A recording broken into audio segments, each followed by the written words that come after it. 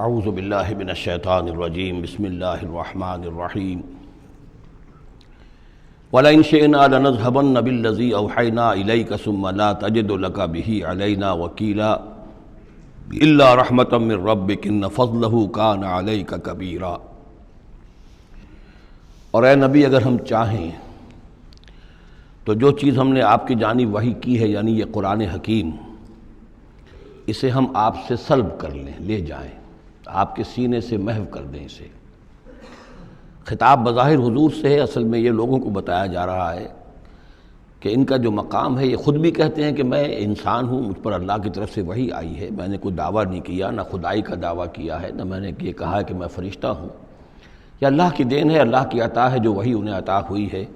تو گویا کہ اسی بات کو مؤکد کرنے کا یہ ایک اسلوب ہے، ہم چاہیں تو جو چیز ہم نے انہیں دی ہے جب چاہیں سلب کر سکتے ہیں۔ ثم لا تجد لک بہ علینا وکیلا، پھر آپ نہ پائیں گے اپنے پاس کوئی ایسی ہستی کہ جو دوبارہ آپ کو وہ حاصل کروا دے۔ الا رحمۃ من ربک، اگر نہ ہوتی رحمت آپ کے رب کی طرف سے، یعنی آپ کی طرف سے رحمت، رب کی طرف سے رحمت آپ پر ہے، اس کے ہونے کا کوئی امکان نہیں ہے، لیکن یہ کہ اصولی اعتبار سے سمجھ لیجئے کہ نہ یہ وحی جو ہے یہ آپ کی اپنی خود ساختہ ہے، نہ آپ اس کو اپنے پاس برقرار رکھنے پر خود قادر ہیں، اللہ نے عطا کی ہے اور اللہ تعالیٰ ہی اسے آپ کے سینے میں جمع کرے گا اور محفوظ رکھے گا۔ ان فضلہ کان علیک کبیرا، اس میں کوئی شک نہیں کہ اللہ کا آپ پر جو فضل ہے وہ بہت بڑا ہے۔ اب یہ آ رہی ہے وہی جو تحدی اور چیلنج جو ہے کہ پوری کتاب کا مطالبہ شروع میں کیا گیا کہ لائیے، پوری کتاب لائیے، قرآن جیسی کتاب بنا کر لائیے۔ قل لئن اجتمعت الانس والجن علی ان یاتوا بمثل ھذا القرآن، کہہ دیجئے کہ اگر تمام انسان اور جن جمع ہو کر کوشش کریں کہ اس قرآن جیسی کوئی کتاب تصنیف کر لیں، لا یاتون الا بمثلہ ولو کان بعضهم لبعض ظہیرا، نہیں لا سکیں گے اس جیسی کتاب، تصنیف نہیں کر سکیں گے، خواہ وہ ایک دوسرے کی کتنی ہی مدد کر لیں۔ وَلَقَدْ صَرَّفْنَا لِلنَّاسِ فِي هَذَا الْقُرْآنِ مِنْ كُلِّ مَثَلٍ، اور ہم نے تو قرآن میں، اس قرآن میں لوگوں کے لیے، ان کی ہدایت کے لیے، ان کی سبق آموزی کے لیے ہر مثال بیان کر دی ہے۔ فَأَبَى أَكْثَرُ النَّاسِ إِلَّا كُفُورًا، لیکن اکثر لوگ جو ہیں وہ انکاری ہی ہیں اور وہ اڑے ہوئے ہیں کفران نعمت پر۔ وَقَالُوا لَن نُّؤْمِنَ لَكَ، اب یہ آ گئی تفصیل، وہ جو معجزے مانگتے تھے، وہ کہتے ہیں ہم ہرگز نہیں مانیں گے آپ کو، آپ کی تصدیق نہیں کریں گے، حتیٰ تفجر لنا من الارض ینبوعا، یہاں تک کہ آپ اسی سرزمین مکہ میں ہمارے دیکھتے دیکھتے ایک چشمہ نکال دیں۔ او تکون لک جنت من نخیل، یا آپ کے لیے یہاں ایک باغ بن جائے، پیدا ہو جائے جو کھجوروں کا باغ ہو، وعنب، اور اس میں انگوروں کی بھی بیلیں ہوں، فتفجر الانہار خلالھا تفجیرا، اور اس باغ کے اندر جو ہے آپ نہریں بھی جاری کر کے دکھا دیں۔ او تسقط السماء کما زعمت علینا کسفا، یا یہ کہ پھر جیسے آپ کا خیال ہے کہ قیامت کی جو خبریں دے رہی ہیں کہ قیامت کے وقت جو ہے وہ آسمان جو ہے اس طرح ہو جائے گا اور پہاڑ جو ہے اس طرح ہو جائیں گے، تو آپ کا خیال ہے تو پھر قرآن کا آسمان کا کوئی ٹکڑا ہم پر گرا کر دکھا دیے، تسقط السماء کما زعمت علینا کسفا، کہ یہ آسمان جو ہے ٹکڑے ٹکڑے ہو کر ہم پر گر جائے۔ او تاتیہ باللہ والملائکۃ قبیلا، یا پھر یہ کہ آپ اللہ کو اور فرشتوں کو لے آئیے ہمارے سامنے، وہ ہم رو در رو ان کو دیکھ لیں۔ او یکون لک بیت من زخرف، یا پھر آپ کے لیے ایک محل، ایک سنہری محل جو ہے تعمیر ہو جائے۔ او ترقی فی السماء، یا پھر آسمان میں چڑھ کر دکھائیں۔ ولن نؤمن لرقیک حتی تنزل کتابا نقرأہ، اور ہم نہیں مانیں گے آپ کے چڑھنے کو بھی جب تک کہ آپ لے کر نہ اترے ایک کتاب جسے خود ہم پڑھیں کہ ہاں اس کتاب میں یہ لکھا ہوا ہے۔ ان تمام مطالبات کے جواب میں کیا فرمایا؟ قل، کہہ دیجئے سبحان ربی، میرا رب پاک ہے، هل كنت الا بشرا رسولا، میں اس کے سوا اور کیا ہوں کہ ایک بشر ہوں، رسول، میں انسان ہوں، صرف یہ کہ مجھ پر وحی آئی ہے اور وہ وحی میں تمہیں پہنچانے پر مامور ہوں۔ بنیادی فرق یہ ہے، باقی یہ کہ سیرت و کردار کا جو فرق عظیم ہے وہ تم بھی جانتے ہو، میں تمہارے درمیان ایک عمر گزار چکا ہوں، لیکن نوعیت جو ہے وہ تو یہ ہے کہ میں بھی ایک انسان ہوں، میں بھی اسی طرح پیدا ہوا ہوں جیسا تم پیدا ہوئے ہو، میرے والدین تھے، میں بھی کھانا کھاتا ہوں، میں بھی بازاروں میں چلتا پھرتا رہا ہوں، میں کاروبار کرتا رہا ہوں، میں نے بزنس کیا ہے ہر سطح کا، یہ سب تمہیں معلوم ہے۔ هل كنت الا بشرا رسولا، میں کیا ہوں سوائے اس کے کہ ایک بشر ہوں اور رسول۔ وما منع الناس ان يؤمنوا اذ جاءهم الهدى، اور نہیں روکا ہے لوگوں کو ایمان لانے سے جب کہ ان کے پاس ہدایت آ گئی، الا ان قالوا ابعث اللہ بشر رسولا، مگر اس بات نے کہ انہوں نے کہا کہ کیا اللہ نے کسی بشر کو رسول بنا کر بھیجا ہے؟ رسول تو پھر کوئی فرشتہ آتا۔ اب اس کی جو دلیل یہاں دی گئی ہے وہ بہت اہم ہے۔ قل لو کان فی الارض ملائکۃ یمشون مطمئنین، کہہ دیجئے اگر زمین میں فرشتے آباد ہوتے اور چل رہے ہوتے یہاں پر اطمینان کے ساتھ، لنزلنا علیہم من السماء ملکا رسولا، تو پھر ہم آسمان سے ان پر کسی فرشتے ہی کو رسول بنا کر بھیجتے۔ یعنی رسول کا کام یہ ہدایت دینا، بات سمجھانا، پھر اپنی زندگی میں نمونہ پیش کرنا۔ انسانوں کے لیے فرشتہ کیسے نمونہ ہو جائے گا؟ انسانوں کے لیے تو انسان نمونہ ہوگا، فرشتوں کے لیے فرشتہ نمونہ ہوگا۔ فرشتہ جو ہے آ بھی جائے یہاں پر تو کہیں گے صاحب اس کو تو نہ کھانے پینے کی ضرورت ہے، نہ اس کا جورو جاتا ہے، اس کو تو کوئی ضروریات ہی نہیں ہے، یہ ٹھیک ٹھیک آدمی ہے اور ٹھیک ٹھیک اس کا کردار ہے، تو ٹھیک ہے ہم کیسے کریں؟ ہمارے تو جوری جاتا ہے، ہمارا رشتہ ہے، ہمارے بچے ہیں، ہمیں پیٹ لگا ہوا ہے، ہمیں یہ ہے، ہمیں وہ ہے۔ تو انسانوں کے اوپر حجت قائم کرنے کے لیے تو ظاہر بات ہے کہ انسانی رسول بھیجے جا سکتے ہیں۔ ہاں فرشتے آباد ہوتے تو فرشتے کو بھیج دیتے۔ قل لو کان فی الارض ملائکۃ یمشون مطمئنین لنزلنا علیہم من السماء ملکا رسولا قل کفی باللہ شہیدا بینی و بینکم، اے نبی کہہ دیجئے اب اللہ کافی ہے میرے اور تمہارے درمیان گواہ۔ بہت رد و قضا ہو چکی ہے، اب تو جو فیصلہ ہے وہ اللہ کرے گا اور وہ گواہ کافی ہے۔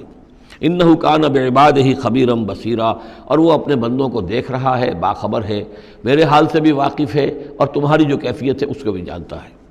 وَمَن يَهْدِ اللَّهُ فَهُوَ الْمُهْتَدِ، اور جسے اللہ ہی ہدایت دیتا ہے وہی ہدایت یافتہ ہوتا ہے۔ وَمَن يُضْلِلْ فَلَن تَجِدَ لَهُ أَوْلِيَاءَ مِن دُونِهِ، اور جس کی کہ ضلالت پر اس کی طرف سے فیصلہ ہو چکا ہو تو پھر اس کے لیے تم نہیں پاؤ گے کوئی بھی ولی اس کے سوا۔ وَنَحْشُرُهُمْ يَوْمَ الْقِيَامَةِ عَلَىٰ وُجُوهِهِمْ عُمْيًا وَبُكْمًا وَصُمًّا، اور ہم انہیں جمع کریں گے قیامت کے دن میدان حشر میں تو وہ منہ کے بل اوندھے چلیں گے، اندھے ہوں گے، گونگے ہوں گے، بہرے ہوں گے۔ مَأْوَاهُمْ جَهَنَّمُ، اور ان کا ٹھکانہ ہوگی آگ جہنم، کلما خبت، جیسے جیسے وہ بجھنے لگے گی زدناہم سعیرا، ہم اسے اور بھڑکا دیا کریں گے۔ یعنی یہ کہ اگر کہیں اس کی آگ میں کوئی کمی شدت میں، اس کی حرارت میں، تمادت میں آئے گی، ہم اس میں پھر اضافہ کر دیں گے۔ ذالک جزاؤہم بانہم کفروا، اور یہ ان کے لیے جزا ہے اس لیے کہ انہوں نے کفر کیا بے آیاتنا، ہماری آیات کا۔ وقالوا اذا كنا عظاما ورفاتا، اور انہوں نے کہا کہ کیا جب ہو جائیں گے ہڈیاں اور وہ بھی چورا چورا، انا لمبعوثون خلقا جدیدا، تو کیا ہم دوبارہ اٹھا لیے جائیں گے ایک نئی تخلیق کی صورت میں۔ اولم یروا، کیا انہوں نے دیکھا نہیں، ان اللہ الذی خلق السماوات والارض قادر، کہ وہ اللہ کے جس نے آسمان بنائے اور زمین بنائی وہ اس پر قادر نہیں ہے، ان یخلق مثلہم، کہ ان جیسی مخلوق کو پیدا کر دے۔ تمہیں ایک دفعہ پیدا کیا تھا، تمہاری طرح کا آدمی دوبارہ پیدا کرنے اس کے لیے مشکل کیوں ہو گیا؟ وَجَعَلَ لَهُمْ أَجَلًا لَا رَيْبَ فِيهِ، اور ان کے لیے وہ معین کر دے ایک وقت معین جس میں کوئی شک نہیں، کسی طرح کا ریب اور شک نہیں۔ فَأَبَى الظَّالِمُونَ إِلَّا كُفُورًا، تو یہ ظالم جو ہیں یہ تو انکاری ہیں اور سوائے کفران نعمت کے اور آیات الہیہ کے کفر کے کوئی اور روش اختیار کرنے کو تیار نہیں ہے۔ قل لو انتم تملکون خزائن رحمت ربی، اے نبی ان سے کہہ دیجئے اگر تمہارے ہاتھ میں اختیار ہوتا میرے رب کی رحمت کے خزانوں کا، اذا لامسکتم خشیۃ الانفاق، تو تم ان سب خزانوں کے دروازے بند کر دیتے، انہیں روک کر رکھتے کہ کہیں خرچ نہ ہو جائیں، تمہارے اندر تو اس قدر بخل ہے۔ وکان الانسان قتورا، انسان ہے بہت ہی دل کا تنگ۔ وَلَقَدْ آتَيْنَا، آپ دیکھیے اس سورہ مبارکہ کا پہلا رکوع جو تھا اس میں بھی بنی اسرائیل کی تاریخ، لیکن حضرت موسیٰ علیہ السلام کا وہاں سے ذکر شروع کیا کہ ہم نے انہیں کتاب دی، وَآتَيْنَا مُوسَى الْكِتَابَ وَجَعَلْنَاهُ هُدًى لِبَنِي اسرائیل۔ اور یہ واقعہ کب ہوا ہے کہ جب کہ مصر سے وہ نکل کر آ چکے تھے صحرائے سینا میں، گویا کہ پوری داستان جو مصر کی تھی اس کا وہاں پر تذکرہ نہیں ہے، لیکن اس سورہ مبارکہ کے آخری رکوع میں پھر حضرت موسیٰ کا ذکر آ رہا ہے۔ یہ گویا کہ خاص اسلوب ہے اس قرآن مجید کی صورتوں کا، خاص طور پر جو صورتیں کہ ایک ہی وقت میں خطبے کی شکل میں نازل ہوں، ان کی ایک تو یہ کہ ابتدائی اور آخری آیات جو ہیں ان کی ایک خصوصی اہمیت اور فضیلت ہوتی ہے، اور دوسرا یہ کہ ان کے اندر خاص ربط ہوتا ہے۔ تو بنی اسرائیل کی تاریخ کے بعد کے ادوار وہاں آئے ہیں، لیکن جو مصر کے اندر ان کے ساتھ ہوا ہے اس کا ذکر اب یہاں ہو رہا ہے۔ وَلَقَدْ آتَيْنَا مُوسَىٰ 9 آیات بینات، اور ہم نے موسیٰ کو 9 نشانیاں دی تھیں روشن۔ 2 نشانیاں تو وہ تھیں کہ جو وہ اولین مرحلے پر اللہ تعالیٰ نے ان کو دی تھیں، یعنی یہ کہ ایک عصا جو کہ وہ سانپ بن جاتا تھا یا اژدہا بن جاتا تھا، اور دوسرے ان کا وہ ہاتھ کہ جو چمکنے لگتا تھا۔ اس کے بعد 7 نشانیاں ان کو جو اور دکھائی گئیں مختلف اوقات میں، ان پر جو عذاب آئے اور حضرت موسیٰ کے دعا کرنے سے پھر وہ وقت پر ٹل جاتے رہے، تو ان میں سے سنین، نقص من الثمرات، طوفان، جراد یعنی ٹڈی دل، قمل چچڑیاں، ضفادع یعنی مینڈک، اور خون کی بارش، یہ تمام جو ہے یہ سورہ اعراف کے اندر تفصیل گزر چکی ہے۔ لقد آتینا موسیٰ 9 آیات بینات فاسأل بنی اسرائیل اذ جاءہم، تو ذرا پوچھ لو ان بنی اسرائیل سے کہ جب موسیٰ ان کے پاس آئے، فقال لہ فرعون، تو فرعون نے ان سے کہا انی لاظنک یا موسیٰ مسحورا، کہ میں تو یہ سمجھتا ہوں کہ اے موسیٰ تم پر کوئی جادو ہو گیا ہے۔ اب دیکھیے یہی لفظ آیا یہاں پر جو حضور کے بارے میں صورت میں آیا ہے، ان تتبعون الا رجلا مسحورا، تم نہیں پیروی کر رہے ہو مگر ایک ایسے شخص کی جس کے اوپر سحر ہو گیا ہے۔ یہی بات کہی گئی تھی حضرت موسیٰ علیہ السلام سے۔ فرعون نے کہا انی لاظنک یا فرعون مسحورا، اے فرعون میں تو یہ سمجھتا ہوں کہ تم پر جادو ہو گیا ہے۔ قال لقد علمت ما انزل هؤلاء الا رب السماوات والارض، اب ظاہر بات ہے کہ یہ حضرت موسیٰ علیہ السلام ہے، ویسے بھی جلالی مزاج تھا ان کا، پھر یہ فرعون جس سے یہ مکالمہ ہو رہا ہے ان کے چھوٹے بھائی کے مانند بھی تھا، تو اس کے اسی انداز میں بات کر رہے ہیں، اس میں تنتنا وہی ہے۔ لقد علمت، تجھے خوب معلوم ہے، ما انزل هؤلاء، نہیں اتارا ہے نشانیوں کو، الا رب السماوات والارض، مگر اسی نے کہ جو آسمانوں اور زمین کا مالک ہے، بصائر، سجھانے کے لیے، دکھانے کے لیے، تمہاری آنکھیں کھولنے کے لیے۔ وَإِنِّي لَأَظُنُّكَ يَا فِرْعَوْنُ مَصْبُورًا، اور اے فرعون تو تو سمجھتا ہے کہ مجھ پر جادو ہو گیا ہے، اب میں یہ سمجھتا ہوں کہ تو تباہی اور ہلاکت کے کنارے تک پہنچ چکا ہے، اب تیری بربادی اور تیری ہلاکت یقینی ہے۔ فَأَرَادَ أَن يَسْتَفِزَّهُم مِّنَ الْأَرْضِ، تو فرعون نے ارادہ کیا کہ انہیں اکھاڑ پھینکے زمین سے، یعنی جو بھی اس نے شکل اختیار کی تھی کہ لڑکوں کو قتل کرو اور لڑکیوں کو زندہ رکھ لو، ظاہر بات ہے قوم کے استحصال کا اور اس کو ختم کرنے کا اس سے اور زیادہ عمدہ ذریعہ کیا ہو سکتا ہے۔ فَأَغْرَقْنَاهُ وَمَن مَّعَهُ جَمِيعًا، تو غرق کر دیا ہم نے اس کو اور اس کے جتنے بھی لوگ اس کے ساتھ تھے ان سب کو۔ وَقُلْنَا مِن بَعْدِهِ لِبَنِي إِسْرَائِيلَ اسْكُنُوا الْأَرْضَ، اور پھر ہم نے کہہ دیا بنی اسرائیل سے اس کے بعد کہ اب زمین میں تم آباد ہو جاؤ۔ فَإِذَا جَاءَ وَعْدُ الْآخِرَةِ جِئْنَا بِكُمْ لَفِيفًا، جب پھر اگلا وعدے کا وقت آئے گا، پچھلے وعدے کا وقت آئے گا تو ہم لے آئیں گے تمہیں سب کو سمیٹ کر۔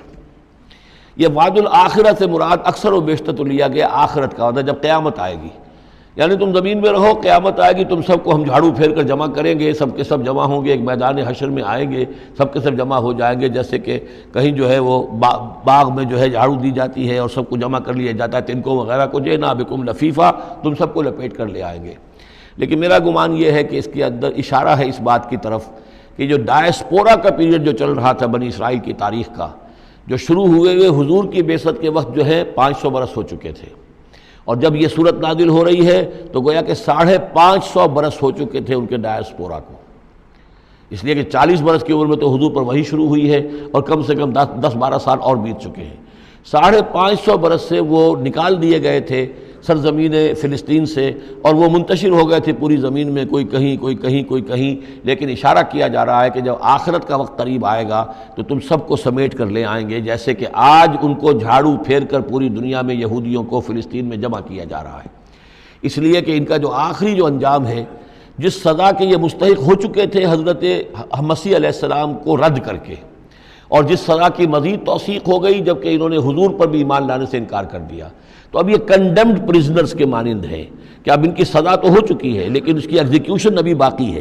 وہ ایگزیکیوشن جو ہے ان قریب وہ وقت آنے والا ہے کہ جب ان کی ایگزیکیوشن ہوگی، اور ظاہر بات ہے پوری دنیا میں پھیلے ہوئوں کے لیے وہ ایگزیکیوشن جو ہے اس کے بجائے بہتر شکل یہ کہ ان کو سمیٹ کر لے آیا جائے۔ تو در حقیقت یہ گریٹر اسرائیل کا قیام جو بھی ہو رہا ہے، اسرائیل تو قائم ہو گیا ہے اور عین ممکن ہے کہ گریٹر اسرائیل بھی قائم ہو جائے جیسا کہ ان کا نقشہ ہے، لیکن یہ کہ وہ ان کا گریٹر گریو یارڈ بنے گا، پھر بالآخر حضرت مسیح ہی زمین پر دوبارہ نازل کیے جائیں گے اور انہی کے ذریعے سے اس قوم کی ہلاکت ہوگی آخری۔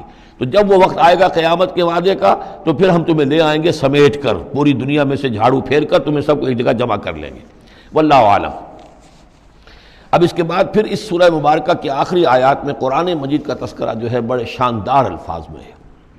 وَبِالْحَقِّ أَنزَلْنَاهُ وَبِالْحَقِّ نَزَلَ، اس کو تو جب تک اس طرح زور دے کر نہ پڑھا جائے تو اس کا جو اصل جو ہے اس کا اثر وہ ظاہر نہیں ہوتا۔ اس قرآن کو ہم نے حق کے ساتھ نازل کیا ہے اور یہ حق کے ساتھ نازل ہوا ہے۔ یہ بالکل ایسے ہی ہے جیسے کہ سورۃ طارق میں ہے وما هو بالهزل انه لقول فصل وما هو بالهزل، یہ قرآن اب قول فیصل بن کر نازل ہوا ہے، جیسے کہ حضور نے فرمایا، حضرت عمر رضی اللہ تعالیٰ عنہ راوی ہیں، ان اللہ یرفع بهذا الکتاب اقواما ویضع به آخرین، اب اللہ تعالیٰ اسی کتاب کی بدولت قوموں کو اٹھائے گا، مسلمانوں کو اٹھایا، عروج پر پہنچایا، اور اب ہم مسلمانوں نے اسے ترک کر دیا تو ہمیں زمین پر گرا دیا ہے۔ خار از محجوری قرآن شدی، شکوہ سنجے گردش دوران شدی، اے چو شبنم برزمی افتندئی، در بغل داری کتاب زندگی، وبالحق انزلناہ وبالحق نزل وما ارسلناک الا مبشرا ونذیرا، اور اے نبی ہم نے نہیں بھیجا ہے آپ کو مگر بشارت دینے والا اور نذیر بنا کر، خبردار کرنے والا۔ وقرآنا فرقناہ، اور یہ قرآن جو ہے اس نے ہم نے ٹکڑے ٹکڑے کر کے بھیجا ہے، تھوڑا تھوڑا کر کے بھیجا ہے، ایک دم پورا نہیں اتار دیا ہے۔ لتقرأوا علی الناس علی مکث، تاکہ آپ یہ پڑھیں لوگوں پر، لوگوں کو سنائیں پڑھ کر ٹھہر ٹھہر کر، حالات کے مطابق، جن حالات سے کہ آپ کی دعوت اور تحریک گزر رہی ہو اسی کی مناسبت سے آیات نازل ہوں۔ سابقہ رسولوں کے حالات میں سے بھی جو واقعات کے اس دور کے ساتھ مناسبت رکھنے والے ہیں انہی کا تذکرہ کیا جائے۔ وَنَزَّلْنَاهُ تَنزِيلًا، اور ہم نے اس کو اتارا ہے تھوڑا تھوڑا کر کے۔ قُلْ آمِنُوا بِهِ أَوْ لَا تُؤْمِنُوا، اے نبی کہہ دیجئے تم اس پر ایمان لاؤ خواہ نہ لاؤ۔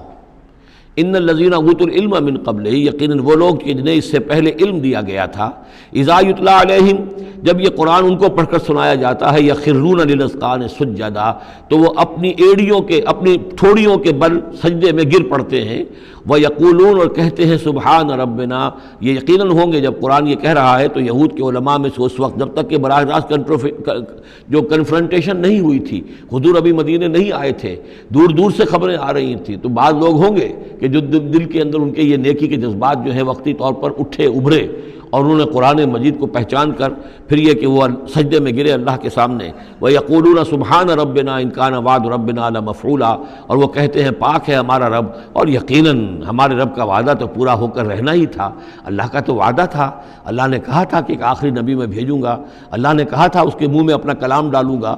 یہ کتاب استثناء جو ہے ڈیٹرانومی، اس کا باب جو ہے 18، اس کی 18 اور 19ویں آیات کے اندر ہے کہ میں ان کے بھائیوں میں سے اے موسیٰ تیرے مانند ایک نبی اٹھاؤں گا، ان کے بھائیوں میں سے، بنی اسرائیل کے بھائی بنی اسماعیل، ان میں سے تیرے مانند ایک نبی اٹھاؤں گا اور اس کے منہ میں اپنا کلام ڈالوں گا، اور وہ لوگوں سے وہی کچھ کہے گا کہ جو میں اسے بتاؤں گا۔ اب اس کی مصداق آ گیا، ان کان وعد ربنا لمفعولا، یقیناً ہمارے رب کا وعدہ تو پورا ہونا ہی تھا۔ وَيَخِرُّونَ لِلْأَذْقَانِ يَبْكُونَ، اور وہ گر پڑتے ہیں اپنی ٹھوڑیوں کے بل روتے ہوئے، وَيَزِيدُهُمْ خُشُوعًا، اور ان کے اندر خشوع اور خضوع کے اندر اضافہ ہو جاتا ہے۔ آیت سجدہ ہے، سجدہ کر لیجئے۔ کہ عظیم خزانے ہیں معرفت خداوندی کے اور توحید ربانی کے۔ اسی طرح کی 2 آیات آئیں گی سورہ کہف کے آخر میں۔ قُلِ ادعوا اللَّهَ أَوِ ادعوا الرَّحْمَٰنَ، کہو کہ چاہے اللہ کہہ کر پکار لو اور چاہے رحمان کہہ کر پکار لو۔ ایما تدعو، جس سے تم پکارو، فلہ الاسماء الحسنی، یہ جان لو کہ تمام اچھے نام اسی کے ہیں، ہر خیر، ہر خوبی، ہر بلائی، ہر حسن، ہر کمال، ہر جمال، جو بھی تم تصور کر سکتے ہو، any good, any beauty, any perfection, جس چیز کا تصور کرو وہ اللہ کی ذات میں بتمام و کمال موجود ہے۔ فللہ الاسماء الحسنی، قُلِ ادعوا اللَّهَ أَوِ ادعوا الرَّحْمَٰنَ أَيَّمَّا تَدْعُوا فَلَهُ الْأَسْمَاءُ الْحُسْنَىٰ وَلَا تَجْهَرْ بِصَلَاتِكَ وَلَا تُخَافِتْ بِهَا، اور جب اس سے تم سرگوشی کیا کرو، مناجات کیا کرو نماز پہ، تو نہ تو اپنی آواز بہت پست رکھو اور نہ ہی اس کو بہت زیادہ بلند کرو۔ وَابْتَغِ بَيْنَ ذَلِكَ سَبِيلًا، بلکہ اس کے بین ایک روش اختیار کرو۔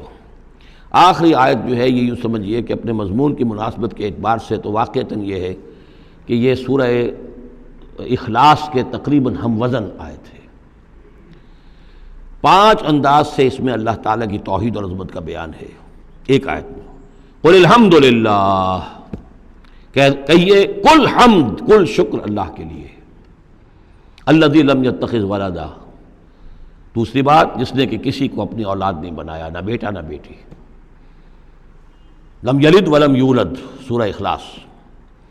ولم یکن لہ شریک فی الملک، نمبر 3، اس کا کوئی ساجی نہیں ہے بادشاہی میں، تنہا مالک ہے، مالک الملک، کوئی اختیار کسی کے پاس نہیں ہے۔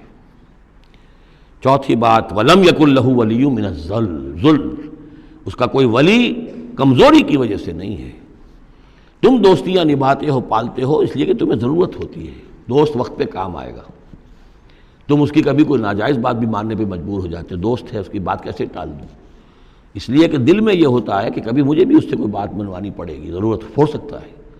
اللہ کو کوئی احتیاج نہیں، تمہاری دوستیوں کے ساتھ تمہاری احتیاجیں، تمہاری کمزوریاں بھی وابستہ ہیں، اللہ کی دوستی ہے لیکن اس کی کسی کمزوری کی بنیاد پر نہیں۔ یہ تصور ذہن سے نکال دو۔ لہذا اللہ پر کوئی دھونس نہیں جما سکتا، اللہ سے کوئی بات کوئی جبراً جو ہے اپنی طاقت کے بل پر بنوا نہیں سکتا۔ اور سب سے بڑی پھر پانچویں بات، وَكَبِّرْهُ تَكْبِيرًا، اس کی تکبیر کرو جیسے کہ تکبیر کا حق ہے۔ اور تکبیر کرو کہ میں نے ترجمہ کیا ہے، تکبیر کہنے سے صرف نہیں ہو جاتی، اللہ اکبر کہنا جو ہے یہ تو صرف ایک پہلا درجہ ہے۔ ہم نے کہا اللہ بڑا ہے، اللہ کو بڑا کرو جیسا کہ بڑا ہونا چاہیے۔ تمہاری پارلیمنٹ میں اس کی بڑائی مانی جائے، طے ہو اس پارلیمنٹ کے اوپر تلوار لٹکی ہوئی ہے، کتاب و سنت کے خلاف کوئی قانون سازی یہاں نہیں ہو سکتی، تب معلوم ہوا کہ اس پارلیمنٹ میں اللہ بڑا ہے۔ تمہاری عدالت کے اندر اللہ بڑا ہو، معلوم ہو کہ اللہ کے قوانین کے خلاف یہاں کوئی فیصلہ نہیں ہو سکتا۔ وَمَن لَّمْ يَحْكُم بِمَا أَنزَلَ اللَّهُ فَأُولَٰئِكَ هُمُ الْكَافِرُونَ، جب تک اس پر عمل نہیں ہوتا اللہ بڑا کہاں ہے؟ اللہ کو تو آپ نے مسجدوں میں بند کر دیا، مسجدوں میں رہو، بس یہاں ہم تیری تکبیر بھی کریں گے، جو بھی ہے، جو بھی ہم کچھ تسبیح تحمید کرتے رہیں گے، بازار سے باہر نہ، مارکیٹ میں بھی کوئی اور چیز بڑی ہے، گھر میں بھی بیوی بڑی ہے، کیا کریں بیوی نہیں مانتی، کیا کریں جی عورتیں نہیں مانتی، بات تو واقعی غلط ہے، آپ جو کہہ رہے ہیں بات صحیح ہے، لیکن کیا کریں عورتیں نہیں مانتی، کون بڑا ہے؟ بڑا تو پھر اللہ نہیں ہے۔ کبرہ تکبیرا، اسے بڑا کرو جیسے کہ بڑا کرنے کا حق ہے۔ تو یہ 5 اسلوب ہیں اس میں کہ جو توحید کے بیان ہوئے ہیں۔ سورۃ الکہف، بسم اللہ الرحمن الرحیم، الحمد للہ الذی انزل علی عبدہ الکتاب ولم یجعل لہ عوجا۔ یہ پوائنٹ میں نوٹ کرا چکا ہوں کہ آخری آیت کیا تھی؟ قل الحمد للہ، کہو قل حمد اللہ کے لیے ہے۔ یہ آخری آیت تھی سورہ بنی اسرائیل کی، اور سورہ کہف کی آیت شروع ہو رہی ہے الحمد للہ الذی، گویا کہ اس حکم کی تعمیل جو ہے اس سے آغاز ہو رہا ہے اس سورہ مبارکہ کا۔ اس کو میں نے کہا تھا یہ انٹر لاکڈ ہیں دونوں صورتیں جو ہیں، جیسے آتا ہے تورات میں کہ حضرت یعقوب اپنے بھائی عیسو کی ایڑیاں پکڑے ہوئے تولد ہوئے، یہ جڑواں پیدا ہوئے تو 2 بھائی عیسو اور یعقوب۔ عیسو بڑے تھے، یعنی بڑے اسمانی میں جو بھی ہوتے ہیں جڑواں، ان میں جو پہلے جس کی ولادت ہو جائے وہ بڑا ہوتا ہے، چاہے 2 منٹ کا فرق ہو 5 منٹ کا فرق ہو۔ تو اس کی ولادت کے بعد پھر حضرت یعقوب، تو عقب کہتے پیچھے کو، پیچھے آنے والا، یعقوب اس لیے ان کا نام پڑ گیا ہے کہ یہ پچھلا ہے۔ جو پہلا تھا وہ عیسو تھا، عیسو کے بارے میں کچھ معلوم نہیں، ان کی اولاد وغیرہ کدھر گئی، بہرحال وہ ایک علیحدہ بحث ہے۔ تو اسی طریقے سے یہ سورہ کہف جو ہے گویا کہ سورہ بنی اسرائیل کی ایڑیاں پکڑے ہوئے قرآن مجید میں وارد ہو رہی ہے۔ اس میں آپ دیکھیے الحمدللہ الذی انزل علی عبدہ، وہی اللہ تعالیٰ نے اللہ کے اپنے رسول کی جو نسبت ہے اس کو عبد کے نمایاں کیا ہے، کتاب نازل کی ولم یجعل لہ عوجا، اور اس میں کوئی کجی نہیں رکھی، قیما، سیدھی، ٹھیک ٹھیک، روشن، مبین، لینذر بأسا شدیدا۔ اب یہ ہے لفظ جو بہت زیادہ غور کرنے کے قابل ہے۔ اس کتاب کے حضور پر نزول کے مقاصد میں سے ایک یہ بھی ہے خبردار کر دیں ایک بہت بڑی آفت سے۔ ویسے باسن جب واحد آتا ہے تو عام طور پر اس کے معنی جنگ ہوتے ہیں، جب جمع میں آتا ہے تو سختی، مصیبت، بھوک، فاقہ، یہ سارے بأسا۔ آیت البر میں بھی ہم نے پڑھا والصابرین فی البأساء والضراء وحین البأس۔ بأسا جب جمع میں آیا ہے تو فقر و فاقہ، تکلیف، مصیبت، اور حین الباس جنگ کے وقت۔ تو ان دونوں کو ذہن میں رکھیے، بہت بڑی آفت، بہت بڑی آفت، بہت بڑی آفت ایک تو ہے دجالی فتنے کی، دجال، المسیح الدجال جو آنے والا ہے، جس کے بارے میں حدیث میں آتا ہے کہ کوئی نبی اور رسول ایسا نہیں گزرا جس نے اپنی قوم کو دجال کے فتنے سے آگاہ نہ کیا، اور پوری انسانی تاریخ میں دجال کے فتنے سے بڑا کوئی فتنہ نہیں ہوگا، اور وہ ہر بندہ مومن کے امتحان کے لیے کڑا ترین جو ہے مرحلہ آ جائے گا، سخت ترین امتحان اس کا لیا جائے گا۔ تو یہ جو سختی ہے اس کی خبر دیتے ہوئے یہ سورہ مبارکہ نازل ہو رہی ہے، اور خاص طور پر اسے باسن اگر جنگ کے معنی میں لیں تو الملحمۃ العظمیٰ، کتاب الملاحم، جو کہ آپ دیکھیں گے احادیث کی کتابوں میں پورا باب ہے کتاب الملاحم، اور اس کا تعلق بھی دجال کے ساتھ ہے، کیونکہ پھر دجال ہی کو قتل کریں گے حضرت مسیح علیہ السلام نازل ہو کر۔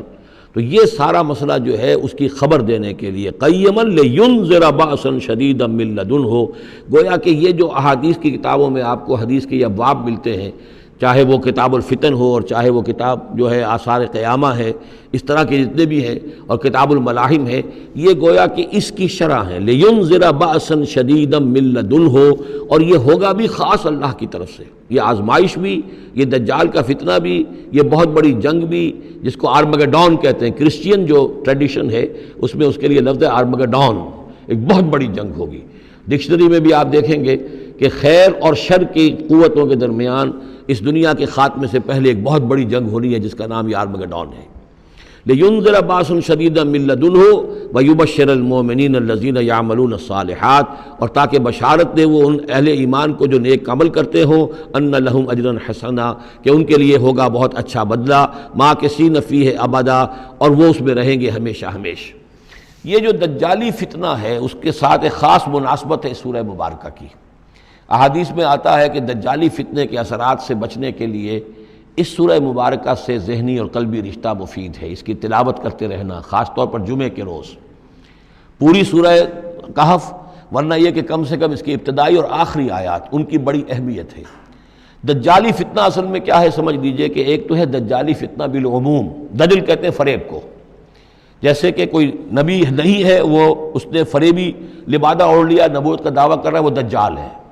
تو اس طرح کی تو حضور نے فرمایا ہے کہ 30 دجال پیدا ہوں گے، انہی میں سے ایک ہمارے زمانے کے اندر جو ہے یہ غلام احمد قادیانی بھی تھا، وہ دجال تھا جس نے کہ اعلان کیا کہ میں نبی ہوں جبکہ وہ نبی نہیں تھا، تو فریبی بنا ہوا جس نے کہ ملمہ اپنے اوپر چڑھایا ہوا ہے۔ اسی طریقے سے دجالی فتنہ یہ جو ہے اس پوری دنیا میں اس وقت جو فتنہ ہے وہ یہ ہے کہ مادہ پرستی کا اتنا غلبہ ہو چکا ہے ذہنوں کے اوپر، افکار کے اوپر، لوگوں کے نظریات کے اوپر، لوگوں کے اخلاق کے اوپر، لوگوں کے اقدار جو ہیں، ویلیوز جو ہیں اس کے اوپر، کہ وہ آخرت کو بالکل بھول گئے، اللہ کو بھول گئے، اسباب کے اندر گم ہے، مسبب الاسباب سے ذہول ہو گیا، دنیا ہی دنیا ہے، آخرت کو بھولے ہوئے ہیں، مادہ ہی مادہ ہے، روح سے کوئی سروکار ہی نہیں۔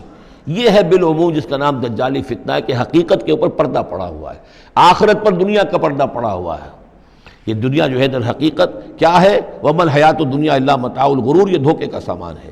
اصل زندگی کو اس نے ڈھانپا ہوا ہے، ہم نے یہ سمجھ لیا کہ زندگی یہی ہے، اسی کے لیے بھاگ دوڑ محنت صبح و شام، اسی کے مستقبل کی فکر ہے، لیکن اصل زندگی اس وَلِلَّهِ مَا فِي السَّمَاوَاتِ وَمَا فِي الْأَرْضِ۔ دجال جو ہے جو آئے گا وہ معاملہ احادیث کے اندر بھی بڑی طوالت کے ساتھ ہے، اور اس میں کافی پیچیدگیاں بھی ہیں، بعض چیزیں جو ہیں ایک دوسرے سے کچھ مختلف بھی ہیں، اس میں پھر اہل علم کو بہرحال مطابقت پیدا کرنی پڑتی ہے۔ میں نے جہاں تک اپنی کوشش کی ایک رائے تک میں پہنچا ہوں، لیکن ابھی میں اسے بیان نہیں کر رہا ہوں۔ بہرحال دجالی فتنے کی خبریں موجود ہیں بہت شدت کے ساتھ، اور اس صورت کا پڑھنا جو ہے اس میں بہت مفید ہے۔ اس صورت کے مضامین کا دجالی فتنہ بالعموم سے کیا تعلق ہے وہ تو اس ہم دورہ ترجمہ دوران کے اس کے دوران بھی آپ کو معلوم ہو جائے گا، لیکن اس کے جو خاص بڑے مباحث ہیں، خاص طور پر یہ کہ ایک ہمارے بہت بڑے عالم گزرے ہندوستان میں اس صدی کے آغاز میں، مولانا مناظر احسن گیلانی، انہوں نے اس میں باقاعدہ کتاب لکھی ہے، آپ کو مل جائے گی بازار میں بھی، اصحاب کہف کے جو کا معاملہ، سورہ کہف کے مباحث ہیں ان کے۔ میں نے اس کو اپنی ایک تقریر کے اندر کسی خطاب جمعہ میں سورہ کہف کے مضامین کا خلاصہ بیان کیا تھا، جس کا عنوان ہے دنیا کی حقیقت۔ ظاہر بات ہے تفاصیل زیادہ جو ہیں وہ میرے لیے ممکن نہیں ہے کہ اس دورہ ترجمہ کے دوران بیان کر سکوں۔ وَيُنذِرَ الَّذِينَ قَالُوا اتَّخَذَ اللَّهُ وَلَدًا، اور خبردار کر دے ان لوگوں کو جنہوں نے کہا کہ اللہ نے بیٹا بنایا۔ یہ ساری دجالیت جو ہے اس کی جڑ کیا ہے؟ مسیحیت، جو موجودہ مسیحیت ہے، جو حقیقت میں مسیحیت نہیں ہے، پولزم ہے، جس کی بنیاد تثلیث پر ہے کہ اللہ کا بیٹا بنا دیا حضرت مسیح علیہ السلام کو، اور انہیں کفارہ بنا دیا، تمام جو بھی مان لے ان کو ان کے گناہوں کا پیش کی معافی ہے ان کے گناہوں کی جو حضرت مسیح پر ایمان لے آئے۔ اور نمبر 3 شریعت ساقط کر دی، اور نمبر 4 سارا اختیار جو ہے وہ پوپ کے ہاتھ میں دے دیا گیا کہ تم جو چاہو جس چیز کو چاہو حلال کرو، جس چیز کو چاہو حرام کر دو۔ ان چیزوں نے مل کر نفس مذہب کو اس قدر قابل نفرت شے بنا دیا کہ یورپ کے عوام کے اندر مذہب کے خلاف شدید نفرت پیدا ہو گئی۔ چنانچہ اس کے بعد جب مسلمانوں کے زیر اثر وہاں پر علم پھیلا ہے، ہسپانیہ کی یونیورسٹیوں سے علوم اور فنون جو ہیں یہ فرانس اور اٹلی اور جرمنی کے نوجوان آتے تھے، اور وہاں آ کر وہ قرطبہ اور غرناطہ اور طلیطلہ کی یونیورسٹیوں سے پڑھ کر جاتے تھے۔ تو ان کے زیر اثر جو ایک ریفرمیشن شروع ہوئی، اصلاح مذہب، اور ایک رینائسنس، تحریک احیاء العلوم، وہ جو اصل تو تحریک تھی اس بات کی کہ انسان علم کی طرف دوبارہ رجوع کرے، لیکن یہ کہ وہ علم جب آگے بڑھا ہے تو وہاں پہ عیسائیت کے خلاف جو رد عمل تھا اس کی وجہ سے اس میں مذہب کی دشمنی جو ہے اس تحریک کے اندر خود بخود شامل ہو گئی۔ تو مذہب سے بیزاری، روحانیت کا انکار، آخرت سے بالکل بے پرواہی اور اس کا بھی انکار، اور خدا ہے یا نہیں ہے اس سے کوئی سروکار نہیں، یہ جو اس تہذیب کے اصل میں اثرات بنے ہیں سارے، یہ اسی غلطیوں کا یہ اثرات ہیں، نتائج ہیں کہ جو عیسائی مذہب کے اندر جو یہ تحریفات کر کے جو غلطیاں کی گئی ہیں، اس کو یہاں کہا گیا ہے کہ ان لوگوں نے کہ جنہوں نے یہ عقیدہ ایجاد کیا، ما لہم بہ من علم، ان کے پاس اس کے لیے کوئی علمی سند نہیں ہے، ولا لآبائہم، نہ ان کے آباء و اجداد کے پاس کوئی سند تھی، کبرت کلمۃ تخرج من افواہہم، بہت بڑی بات ہے جو ان کے منہ سے نکل رہی ہے، بہت بڑی گستاخی ہے جو یہ اللہ تعالیٰ کی شان میں کر رہے ہیں، ان یقولون الا کذبا، یہ نہیں کہہ رہے مگر جھوٹ، سراسر سیدھا سفید جھوٹ بول رہے ہیں، فلعلک باخع نفسک علی آثارہم، تو اے نبی شاید کہ آپ اپنے آپ کو ہلاک کر لیں گے ان کے جو اثرات پڑنے والے ہیں، عیسائیت کے اس غلط عقیدے کے جو نتائج برآمد ہوئے ہیں، جب یہ نتائج ظاہر ہوں گے تو وہ اتنے سنگین ہوں گے، فلعلک باخع نفسک، کہ ان کے احساس سے اور ان کے ادراک سے شاید کہ آپ اپنے صدمے سے اپنے آپ کو ہلاک کر لیں، ان لم یؤمنوا بہذا الحدیث اسفا، اگر یہ لوگ اس حدیث پر، اس قرآن پر، یہ بات جو بتائی جا رہی ہے اس پر ایمان نہ لائے، اس پر ایمان نہ لائے، اپنے اس غلط عقیدے پر قائم رہے، اس غلط مذہب کو انہوں نے برقرار رکھا، تو اس کا جو رد عمل ہوگا نوع انسانی پر، اور اس سے تاریخ انسانی اور انسانی ثقافت جس غلط رخ پر پڑے گی، جو دجالیت کا فتنہ اس سے جنم لے گا، ان تمام چیزوں کے اثرات سے شاید آپ کو اتنا صدمہ ہو کہ فلعلک باخع نفسک علی آثارہم ان لم یؤمنوا بہذا الحدیث اسفا، انا جعلنا ما علی الارض زینۃ لہا، ہم نے زمین کے اوپر جو کچھ ہے اسے اس کا گہنا بنا دیا ہے، بناؤ سنگھار بنا دیا ہے، زینت بنا دیا ہے۔ یہ آپ نوٹ کر لیجئے، لفظ زینت اور زمین میں اس کی زیبائش اور آرائش، یہ اس سورہ مبارکہ کا عمود ہے، یعنی اس کو اتنا کھبا دیا ہے نگاہوں میں اللہ نے کہ آخرت سے خود بخود انسان غافل ہو جاتا ہے، یہ پردہ پڑ گیا ہے، چمک دمک ہے، یہ کاریں ہیں، یہ بلڈنگیں ہیں، یہ کوٹھیاں ہیں، یہ عالیشان عمارتیں ہیں، یہ کیا کچھ اس کی جو یوں سمجھیے پومپ اینڈ شو جو ہے اس وقت دنیا کا، اور ظاہر بات ہے امریکہ میں جا کر دیکھیے تو جو کچھ یہاں دیکھ رہے ہیں اس سے 10 گنا 100 گنا 1000 گنا آپ کو نظر آئے گا، عقلیں دنگ ہو جاتی ہیں۔ نتیجہ کیا نکلتا ہے کہ انسان یہ سمجھتا ہے کہ اصل شے یہی مادہ ہی ہے، اصل ہدایت پہ یہی لوگ ہیں، یہی لوگ ہیں صحیح معنی میں کہ جنہوں نے واقعتاً علم حاصل کیا ہے، لہٰذا ان کی غلط تہذیب، ان کا غلط تمدن، ان کے تمام غلط ثقافت کے معاملات کے بھی ہم اسی طریقے سے پیروی کر رہے ہیں۔ یہ سارا مسئلہ جو ہے وہ اس لیے ہے کہ یہ چمک دمک دنیا کی جو زیبائش اور آرائش اس سے ہم متاثر ہیں۔ انا جعلنا ما علی الارض زینۃ لہا، جو کچھ زمین کے اوپر ہے اسے ہم نے اسے اس کے لیے بناؤ سنگھار بنا دیا، لنبلوہم، تاکہ ہم آزمائیں ان کو، ایہم احسن عملا، کون ہے ان میں سے اچھے عمل کرنے والا۔ یعنی اب یوں دیکھیے وہ شعر جو ایک ہے، اگرچہ ذرا تھوڑا سا شان باری تعالیٰ کے اعتبار سے تو شاید اتنا مناسب نہ ہو، لیکن یہ کہ مفہوم کو ادا کرتا ہے کہ رخ روشن کے آگے شمع رکھ کر وہ یہ کہتے ہیں ادھر آتا ہے دیکھیں یا ادھر پروانہ جاتا ہے، ایک طرف ذات باری تعالیٰ ہے اور ایک طرف یہ دنیا ہے، اس کی چمک دمک ہے۔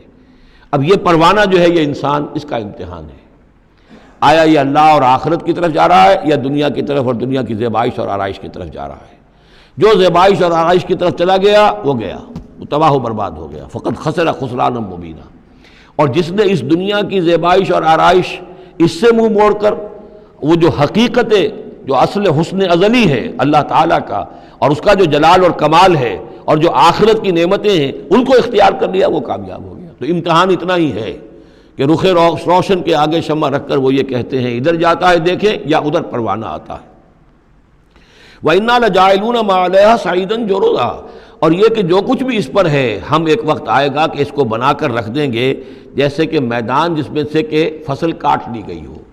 جب قیامت ہوگی کیا ہوگا یہاں پر اسی زمین کو، نہ یہاں پہ کوئی وہ پہاڑ رہ جائیں گے کوٹ کوٹ کر چپٹی کر دی جائے گی، نہ یہ آپ کے پاس جو ہیں وہ اسکائی اسکریپرز رہ جائیں گے، نہ یہ اعلیٰ شان عمارتیں ہوں گی، کچھ نہیں ہوگا، یہ سب برابر ہوگا جیسے کہ کسی کھیت کے اندر فصل کاٹ دی جاتی ہے تو اب وہ پڑا ہوتا ہے ویران۔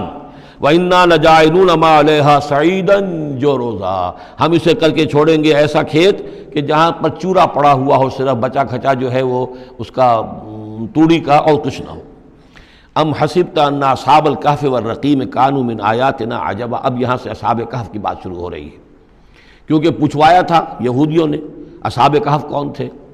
کیا تم سمجھتے ہو کہ اصحاب الکہف والرقیم، رقیم جو ہے ان کی تختی تھی ایک جس کے اوپر ان کے حالات لکھ کر، جو ان کے ایک جو کہف تھی ان کی غار جو تھی اس کے اوپر لگا دی گئی تھی، تو انہیں اصحاب الکہف بھی کہتے ہیں، اصحاب الرقیم بھی کہتے ہیں، یہ دونوں انہیں ایک ہی گروہ کے نام ہیں.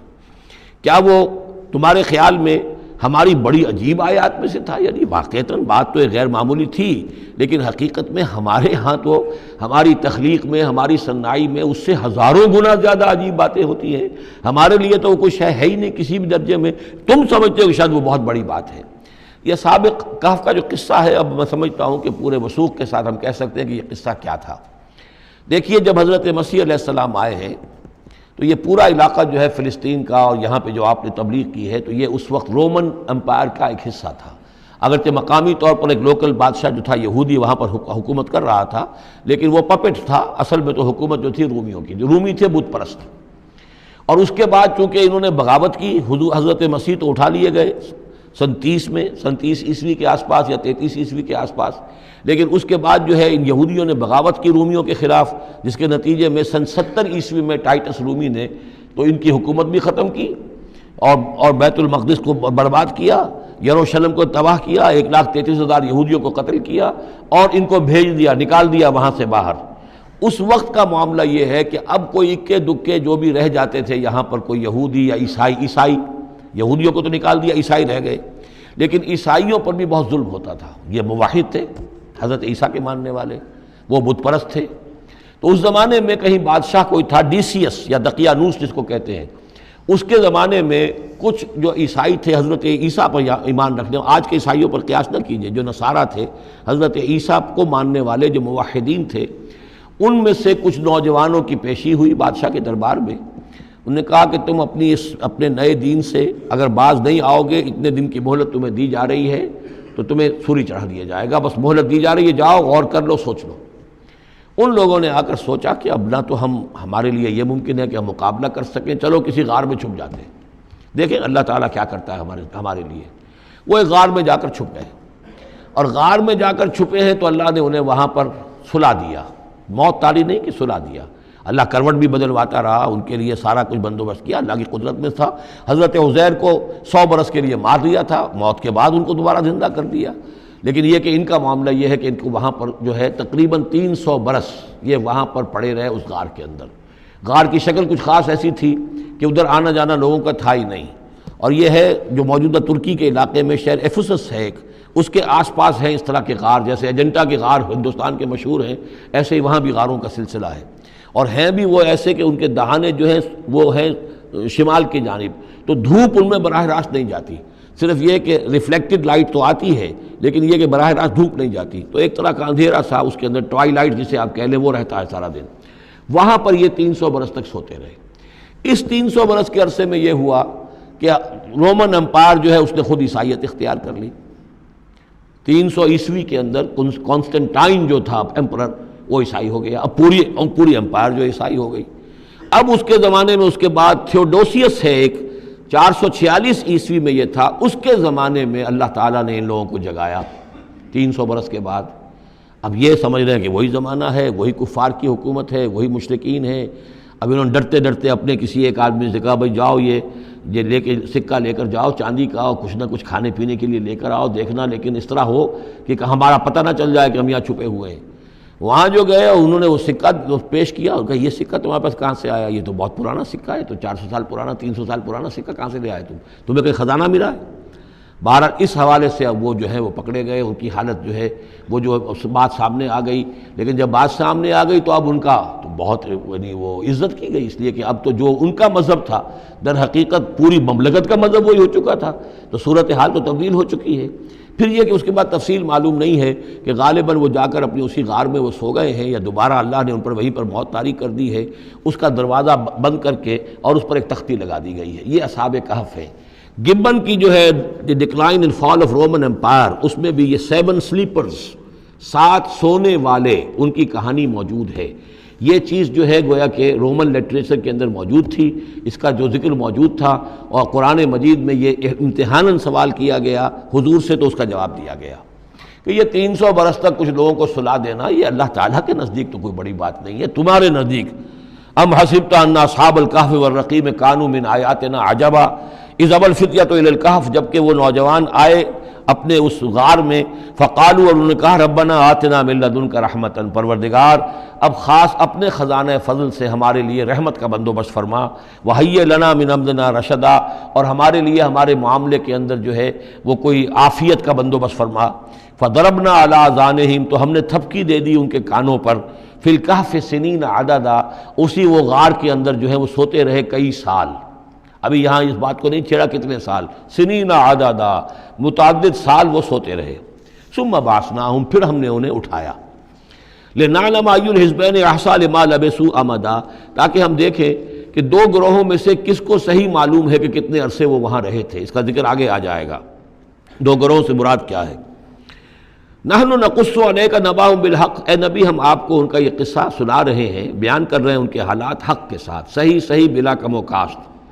انہم فتیۃ آمنوا بربہم، وہ چند نوجوان تھے جو ایمان لائے اپنے رب پر، توحید کے ساتھ ایمان لانے والے، وزدناہم ہدی، اور ہم نے ان کی ہدایت میں اور اضافہ فرمایا، وربطنا علی قلوبہم، ہم نے ان کے دلوں کو ڈھارس دی، مضبوطی دی، دلوں کے اندر ثبات پیدا کر دیا، اذ قاموا، جب وہ بادشاہ کے دربار میں کھڑے ہوئے، اور جیسے کبھی حضرت ابراہیم علیہ السلام نے بات کی تھی اسی طرح ڈٹ کر انہوں نے بات کی، اذ قاموا فقالوا، اور انہوں نے کہا ربنا رب السماوات والارض، ہمارا رب تو وہ ہے جو آسمانوں اور زمین کا رب ہے، ہم کسی اور رب کو ماننے کے لیے تیار نہیں، کسی اور دیوی کو، کسی دیوتا کو، کسی بت کو ہم ماننے کو تیار نہیں، لن ندعو من دونہ الہا لقد قلنا اذا شططا، ہم اس کے ایک الہ کے سوا کسی اور کو پکارنے کے لیے تیار نہیں ہیں، ہم نے اگر ایسی کوئی بات کہی تو یہ تو عقل سے بہت دور کی بات ہو جائے گی۔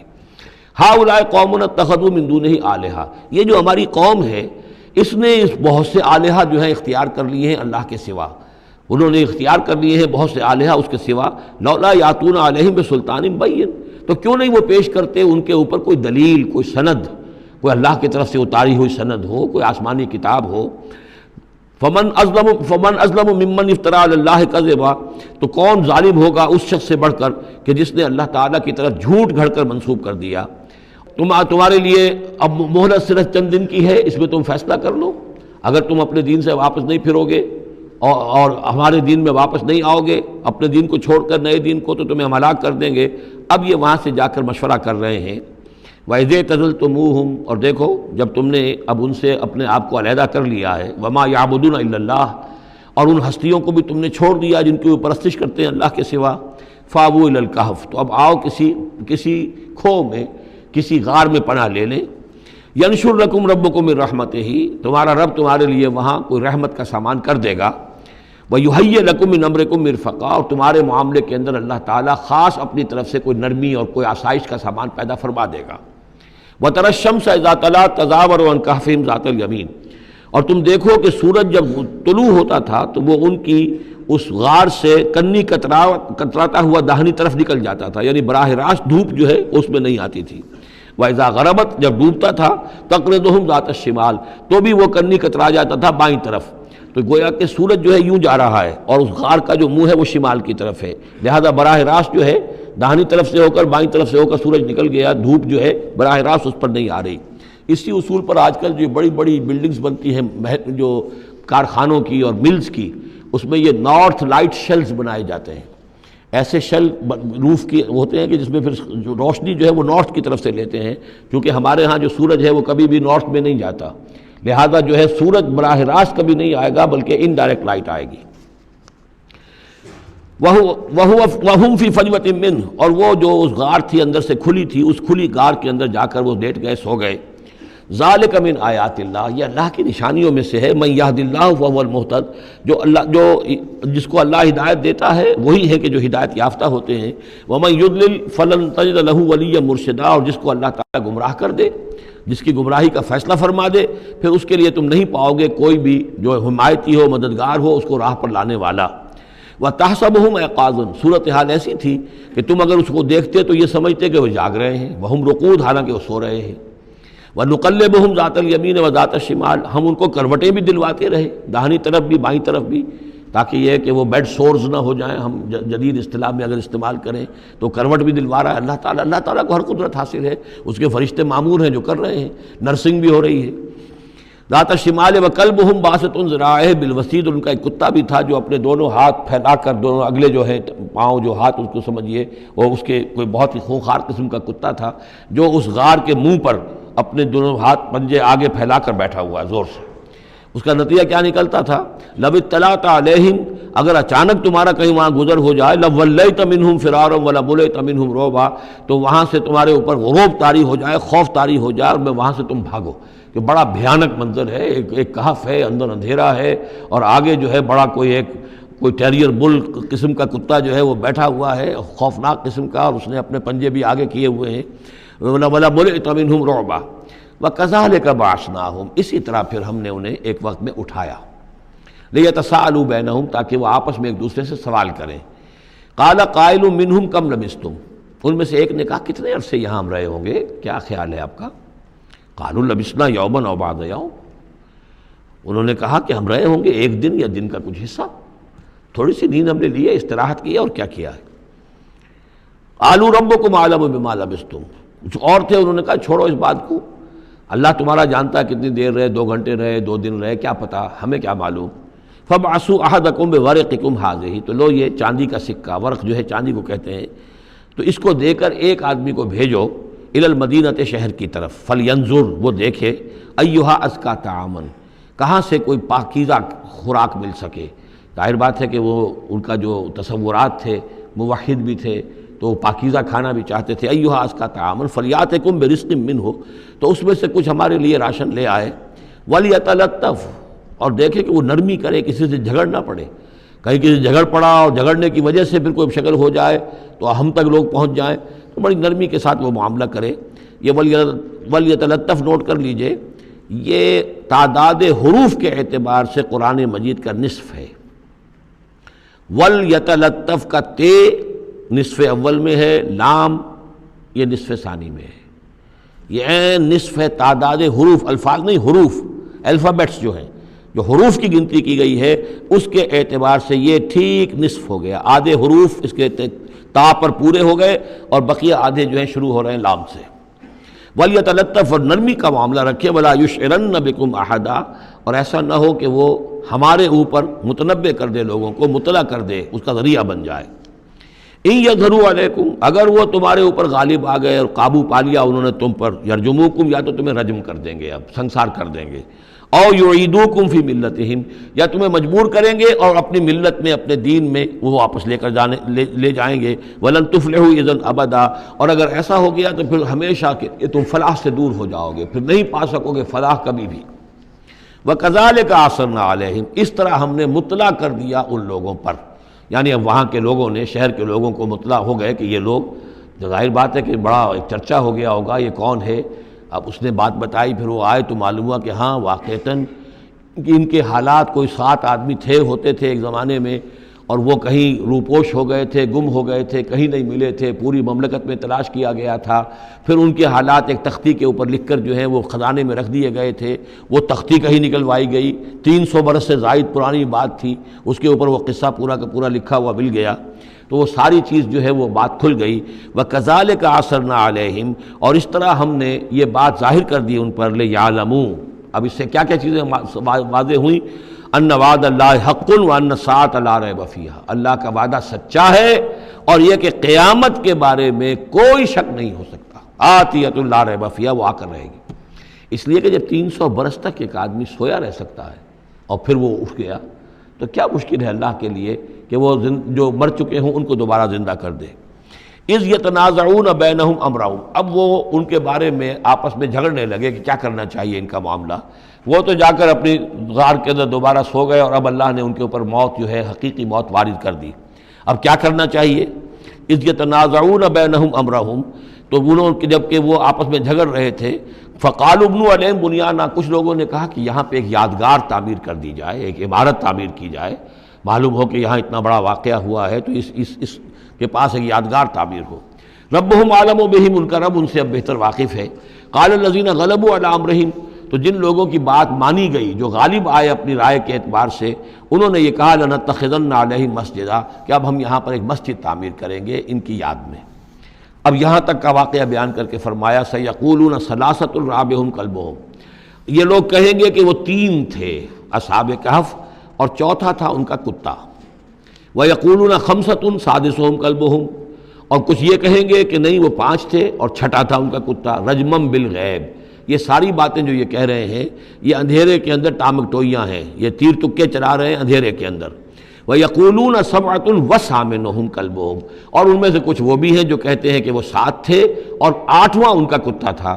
قُلْ رَبِّي أَعْلَمُ بِعِدَّتِهِمْ، کہہ دیجئے کہ میرا رب زیادہ بہتر جانتا ہے کہ ان کی تعداد کتنی تھی۔ مَا يَعْلَمُهُمْ إِلَّا قَلِيلٌ، نہیں جانتے اس چیز کو مگر بہت کم لوگ۔ یہاں قرآن مجید نے صراحت تو نہیں کی، لیکن مفسرین کا کہنا یہ ہے کہ بٹوین دی لائن بتا دیا کہ یہی رائے صحیح ہے، اس لیے کہ ثلاثۃ رابعہم کلبہم، خمسۃ سادسہم کلبہم، درمیان میں واو نہیں ہے، لیکن سبعۃ وثامنہم کلبہم اس کے اندر جو ہے زور ہے۔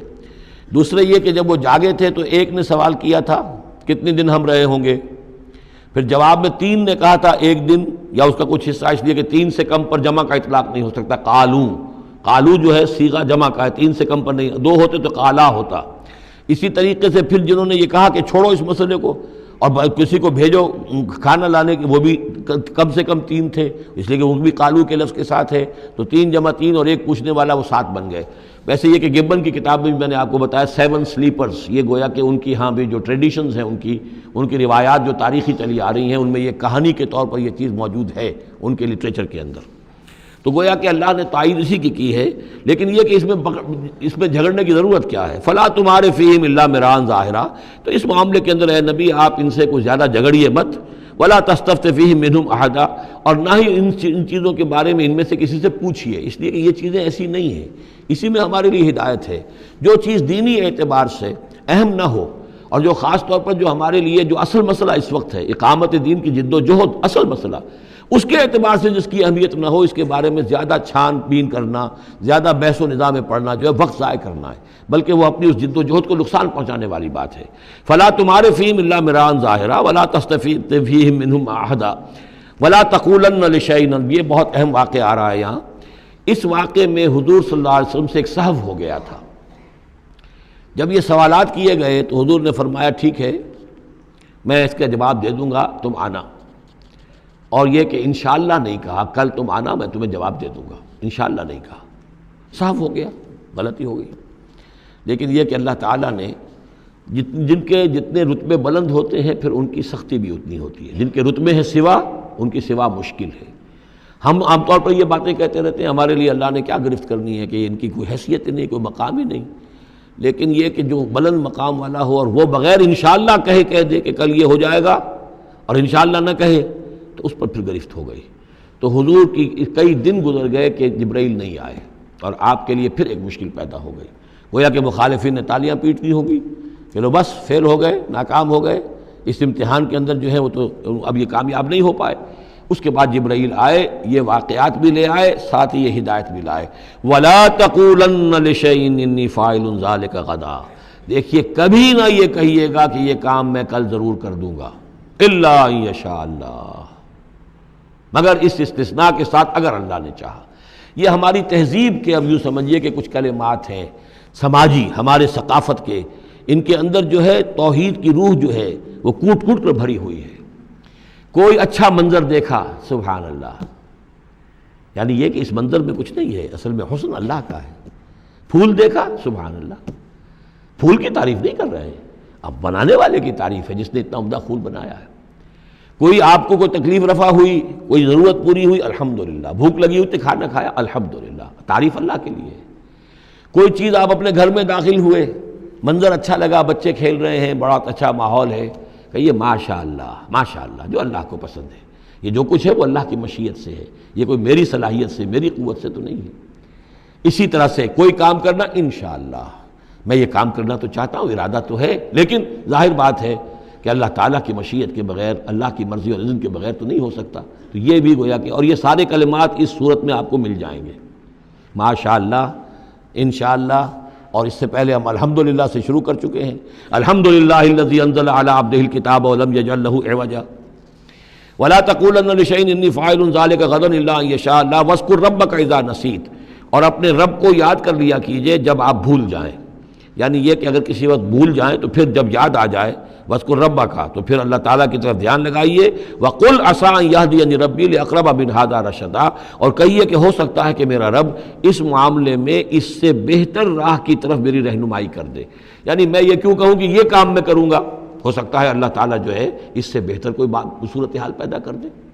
لہذا اس معاملے کے اندر بھی کوئی زیادہ جازم ہو جانا نہیں چاہیے، بلکہ معاملات کو تفویض الامر الی اللہ، سپردم بتو مایا خیشرا تو دانی حساب کم و بیشرا. تو اس طریقے سے انسان جو ہے اللہ تعالیٰ کے حوالے کیے رکھے. وَلَبِثُوا فِي كَهْفِهِمْ ثَلَاثَ مِائَةٍ سِنِينَ وَازْدَادُوا تِسْعًا. اور وہ رہے اپنی اس غار میں 300 برس اور اس کے اوپر 9 سال. اس کی تعبیر کیا ہے؟ شمسی حساب سے 300 برس. اور یہ 300 برس جو شمسی ہوتے ہیں جو سولر کیلنڈر کے، وہ قمری حساب سے 309 بن جاتے ہیں. اس حوالے سے یہ دونوں عدد بالکل صحیح ہے. قل اللہ اعلم بما لبثوا. کہیے یہ بھی اللہ بہتر جانتا ہے کتنے عرصے رہے، اس میں بھی بحث میں پڑھنے کی ضرورت نہیں. لہ غیب السماوات والارض. اللہ تعالیٰ ہی کے اختیار میں ہے اور اللہ ہی کے علم میں ہے غیب کل کا کل آسمانوں اور زمین کا. اب صر بہی واسمے، کیا ہی عجیب اور اچھا ہے وہ دیکھنے والا، اور کیا ہی اچھا ہے وہ سننے والا. اس کی سماعت، اس کی بصارت کا تم کیا اندازہ کرو گے. ما لہم من دونہ من ولی. ان کا کوئی ساتھی اور پشت پناہ اور مددگار اور حمایتی نہیں ہے اس کے سوا. ولا یشرک فی حکمہ احدا. اور وہ اپنے حکم اور اختیار اور اپنی حاکمیت کے حق میں کسی کو شریک کرنے کو تیار نہیں ہے. یہ جو توحید حاکمیت جو ہے اس کے بارے میں نوٹ کر لیجئے. سورہ یوسف میں ہم نے پڑھا ان الحکم الا للہ امر اللہ تعبدوا الا ایاہ ذالک الدین القیم. سورہ بنی اسرائیل کی آخری آیت میں آیا وَلَمْ يَكُنْ لَهُ شَرِيكٌ فِي الْمُلْكِ. بادشاہت میں اس کا کوئی شریک نہیں. یہاں فرمایا وَلَا يُشْرِكُ فِي حُكْمِهِ أَحَدًا.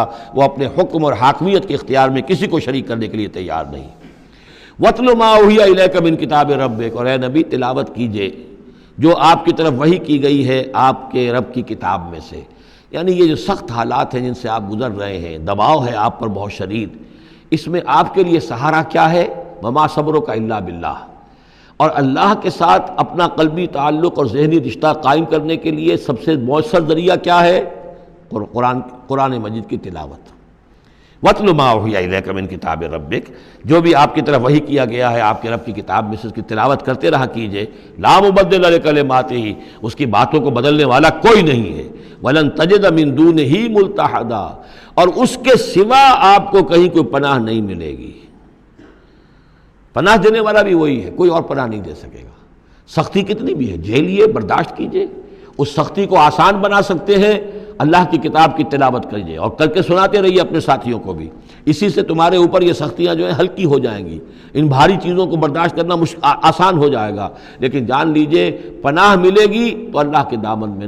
لن تجد من دونہ ملتحدا واصبر نفسک مع الذین یدعون ربہم بالغداۃ والعشی. اور اپنے آپ کو روکے رکھیے اور صبر کیجئے ان لوگوں کے ساتھ جو اپنے رب کو پکارتے ہیں صبح و شام. یہ اگرچہ غرباء میں سے ہیں، یہ بلال ہیں، یہ عبداللہ ابن ام مکتوم ہیں، یہ نابینا ہیں، یہ ابو فقی ہیں، یہ غلام ہیں، یہ عمار ہیں، اور یہ اسی طریقے سے خباب ہیں، لوہار ہیں. یہ لوگ جو ہیں آپ ان کی رفاقت کو غنیمت سمجھیے.